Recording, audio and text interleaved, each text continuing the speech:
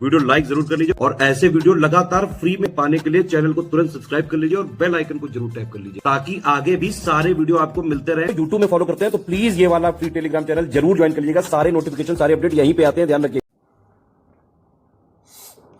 नमस्कार साथियों, स्वागत है आप सभी का स्टडी फॉर सिविल सर्विसेज में। ये क्लास है हमारी यारो हिंदी की और टॉपिक चल रहा है वाक्यांश के लिए एक शब्द। बड़ा आ तक हमने कंप्लीट कर लिया है, अभी हम छोटी ई से स्टार्ट करेंगे। चलिए देखते हैं। पहला देखिए, जो इंद्रियों को वश में कर ले उसे कहा जाता है इंद्रिय निग्रहवान। इंद्रिय निग्रहवान। इतिहास को जानने वाला जो व्यक्ति होता है उसे कहते हैं इतिहासविद या इतिहासकार भी कहते हैं। प्राय वर्षा ऋतु में आकाश में दिखाई देने वाले 7 रंगों का धनुष सबको पता है, इंद्रधनुष। जो इंद्रियों को वश में कर चुका हो या जिसने इंद्रियों पर विजय प्राप्त कर ली हो, इंद्रियाजित या जितेंद्रिय। ठीक है। इंद्रियों पर किए जाने वाला वश उसे कहते हैं इंद्रिय निग्रह। इंद्रियों के पहुंच से बाहर इंद्रियाती।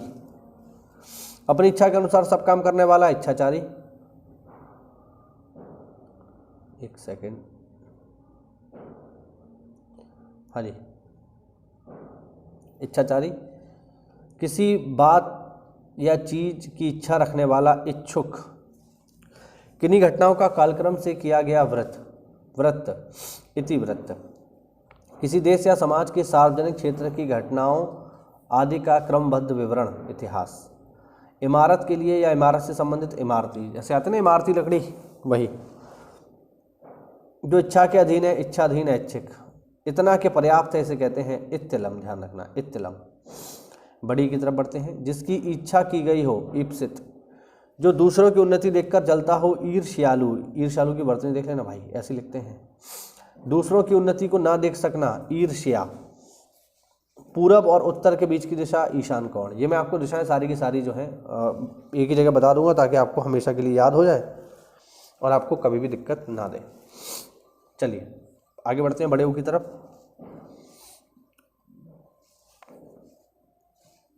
जिस पर किसी काम का उत्तरदायित्व हो, उत्तरदायी। किसी के बाद उसकी संपत्ति या पद को ग्रहण करने वाला उत्तराधिकारी। जिससे बढ़कर ऊंचा कोई ना हो, उच्चतम। कहते हैं ना उच्चतम न्यायालय, तो उससे ऊपर कोई कोर्ट नहीं है फिर। जो सब कुछ उदारता से देना जानता है, उदार मना। जो बहुत आगे जाने की आकांक्षा होती है, उच्चाकांक्षा। जो भूमि उपजाऊ होती है उसे कहा जाता है उर्वरा। जिसका उल्लेख करना आवश्यक हो, उल्लेखनीय। जो ऊपर कहा गया हो, उपर्युक्त। इसकी वर्तनी देख लेना। जो किसी नियम का पालन ना करे, उच्च श्रृंखल। उच्च श्रृंखल, जो किसी नियम का पालन नहीं करता है, इसकी वर्तनी देख लेना आप लोग। उपकार करने वाला, उपकारी। सूर्योदय से पहले का समय, उषा काल, ब्रह्म मुहूर्त। ऊपर आने वाला श्वास, उच्छ्वास, इसे कहते हैं उच्छ्वास। नीचे की ओर आना या जाना, उतरना। ऊपर की ओर उछाला गया या फेंका गया, उत्क्षिप्त।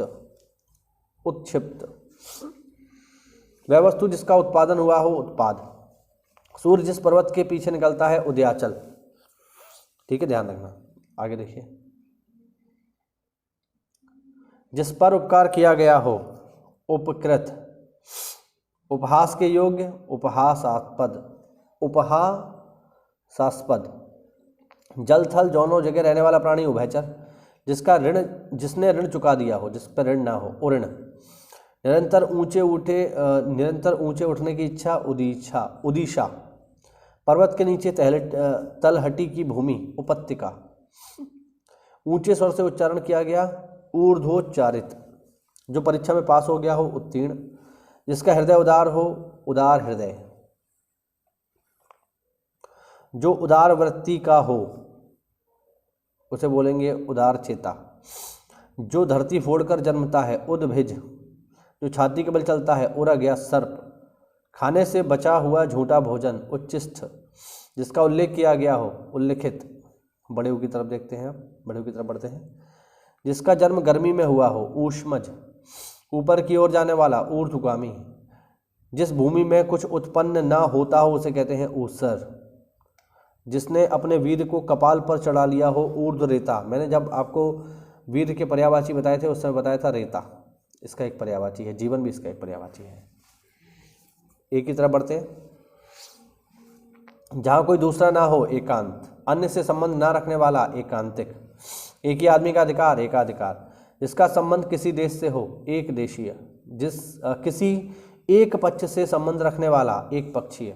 जिसका चित्त एक ही विषय में लगा हो, एकाग्रचित्त। मास के किसी पक्ष की 11वीं तारीख, एकादशी। जो दिन में एक बार भोजन करता हो, एक भुक्त, और एक बार में दिया हुआ कहलाता है साथियों एक मुष्ट। ठीक है, चलिए थोड़े और देख लेते हैं फिर आगे बढ़ेंगे।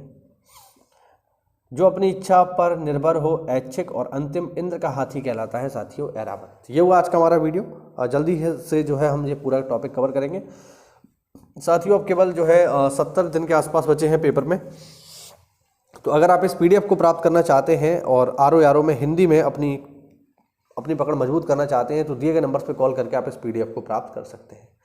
कोई डाउट तो कमेंट के माध्यम से पूछिए। मिलते हैं अगली क्लास में, तब तक के लिए जय हिंद, जय भारत, वंदे मातरम।